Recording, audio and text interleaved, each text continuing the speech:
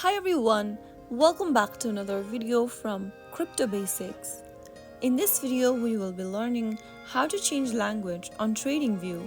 To change the language on TradingView, the first thing to do is to open the TradingView application on your mobile device, or you can also visit tradingview.com on a web browser.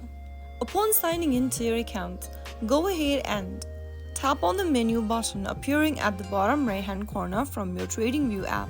Now tap on the gear button at the top right corner and then click on Language option.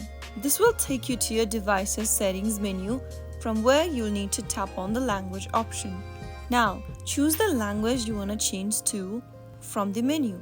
Soon after you tap on the language, this will now display your TradingView application in your chosen language. So that is how you easily change language on TradingView.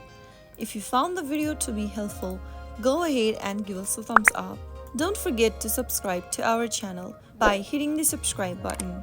Press on the bell icon so that you'll never miss another upcoming upload from us. I will see you again in the next episode. Thank you for watching.